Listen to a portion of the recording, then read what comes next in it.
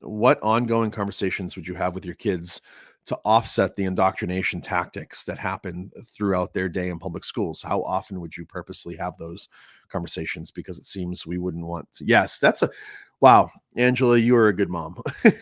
Yes, asking these questions, right?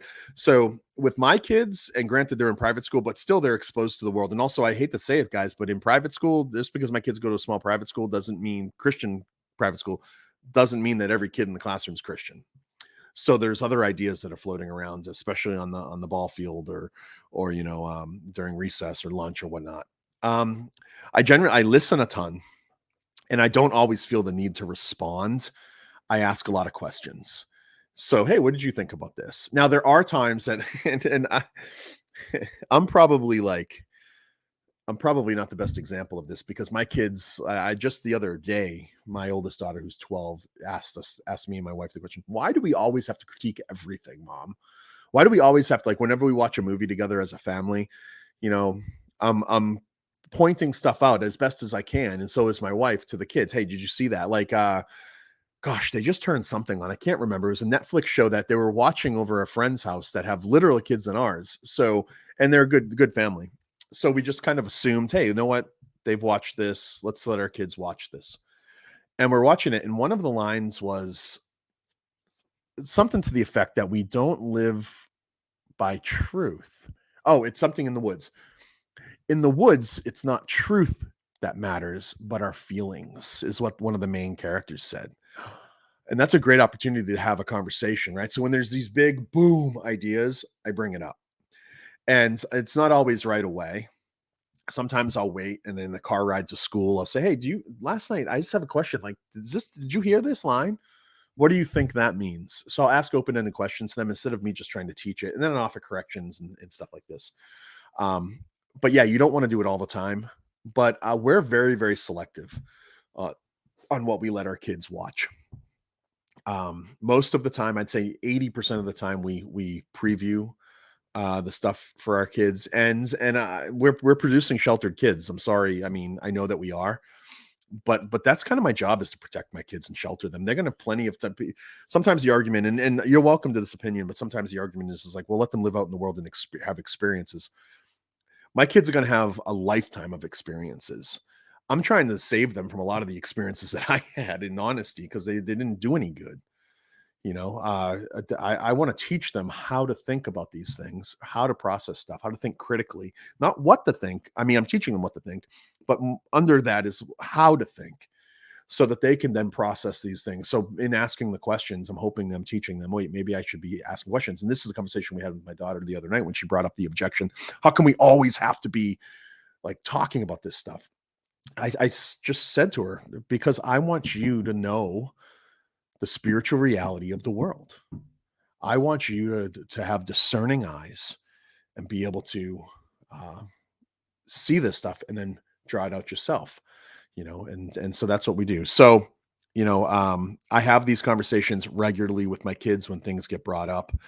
Um, every Sunday they sit in church with us, so they get worldview training at church with us. We talk about the sermons through their homeschool curriculum and through their school curriculum. There's worldview. If you want a really great curriculum that you can buy, Elizabeth Elizabeth Urbanowitz. This is solid gold. Like solid gold, guys. You should all buy this because she's incredible.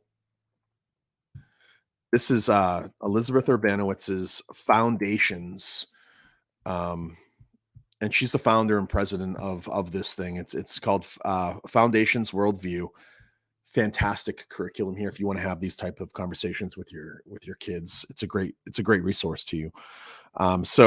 So what ongoing conversations would I have? A lot having to do with the ongoing conversations I have are about gender stuff.